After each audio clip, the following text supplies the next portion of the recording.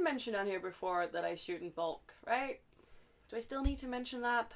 I just filmed the video, I'm gonna film this one, and I'm gonna film another one, and I just can't be bothered to change my shirt or background, so this is what we're doing.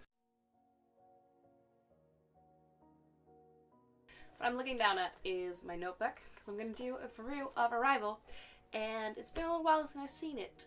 So once I saw it, I wrote down all my thoughts in my journal, and we're gonna talk about it, because it's a really, really, really good film. Like I said, it's been a while since I saw it. I saw it on January 7th, which is over a month ago. Let's just get the admin out of the way. This is a review, I guess. It's a talk about the things I really liked about this movie, and there are spoilers in this. Huge spoilers. If you haven't seen the movie, go see it. Like, I cannot tell you how much you need to see this movie. It's a movie.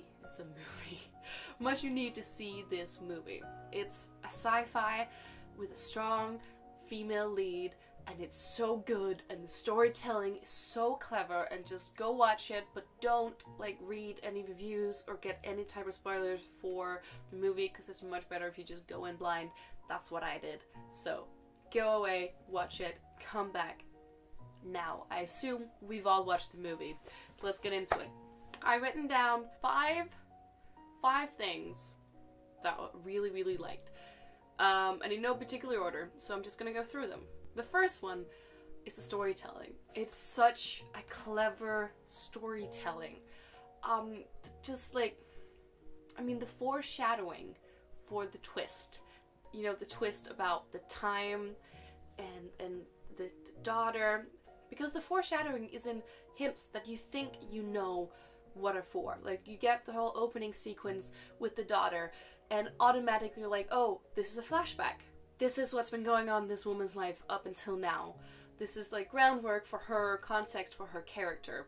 I remember in the cinema I watched it and I was like, why do I need to know that? Why is that relevant for the whole alien thing? But I figured it was more like contextualizing the mental troubles and her emotions in this movie. And boy, was I wrong, obviously. But also there's like little hints, like they talk about that theory where the language you use completely decides how you understand time. Like, if you can't vocalize and say something, you can't understand it. But it's just casually mentioned, and she keeps talking about how it's not linear, their language is circular, there's no beginning, there's no end. It's just all of there's no time. And it keeps popping up, and you don't think it like means stuff. It's more like, oh, this is cool science. And then it does. And then once you get it, you're like, oh wow. Oh wow. And it's because it's so clever, because it couldn't make sense without it, but it makes so much more sense with the twist. And I remember when I had the thought that, oh wow, this is the future. She's seeing her future daughter and the death of a future daughter, and it hitting me that she was gonna like know that her daughter was gonna die, but she wasn't gonna stop it from happening. I almost cried. It hit me so much with the feelings. So yeah, I thought like the time twist was just, it was so well done. Especially because there was a lot of like science around it, like it made sense in the universe. It wasn't just, oh, by the way, time travel-ish. It was like, oh, you've got all this science to like back it up with, which is the second point that I really liked, was the science. You know, it laid the groundwork for the twist in the story in a way that it felt really believable, and I didn't feel like it was just like thrust in there to make the story more interesting, like you sometimes see in science fiction, and well, any movie really, just throw in plot twist to make an actual plot. But it was so intertwined with everything else, and also that it was like Humanian sciences. I don't know if that you say that in English as well, but it wasn't natural sciences. It was like linguistics and the language. And normally in the science world, I feel like it's like lower tier sciences, like, oh, you study language? That's like, oh, but I study chemistry. So I love that like got the praise, the space that it needed, because it's such an interesting field and it's so used. I mean, the way we communicate. And that was a point that she really drove home, like that words can mean so many different things, and the words we use and we teach people define the kind of conversation we're gonna have with them. The whole point of by like her trying to teach them like how you teach a child learning to speak that's learning how to speak English, so they could communicate in that way. But other countries were teaching them, I think it was China was teaching them how to communicate through chess, and she made the point saying that when you teach someone to communicate through a game, everything becomes about winning and losing, and it's about attacking and being on the defense. So you're automatically gonna have a language that's more warlike and is defined by that kind of communication, instead of the more, like, how do you say, I don't know how to describe this, like the more softer or normal language which she was trying to teach them. So like China got weapon, but they didn't know the different definitions of weapon. It could also be like a tool, which it was basically what it was they were trying to give them. So that whole thing about language was just so good. And it's so like appropriate and relevant, because really the way we talk to each other and the little nuances of words you choose says so much in the context and how other people are gonna like understand what you're saying. And I really like that. Pacing. I really like the pacing of this movie. Often the science fiction I've seen has been like a very action movie science fiction. So like, oh, we're gonna go fight aliens and there's all these cool action sequences, which is fine. But I really like that this movie took its time. Like, it's a very slow movie and it just builds slowly, and you see her creating like her like relationship with the aliens. And I really like that, because this story was not supposed to be told in a fast-paced, action-y, boom-boom kind of way. And I like that it knew that. It knew it wasn't an action movie, and it was slow. And especially because you needed to have all that foreshadowing and little things and the groundwork for the science that I've mentioned so much now for the plot twist to work. And because it got faster and more like mind-blowing towards the end, so you really needed all that space in the beginning, which also means it's not going to be for everyone. But I really appreciated this about the movie, because I'm kind of tired of seeing everything being like every problem in movies being resolved with a gun, and seeing it being resolved through like trial and error and language and like trying to communicate and building a relationship. Was just really, really refreshing.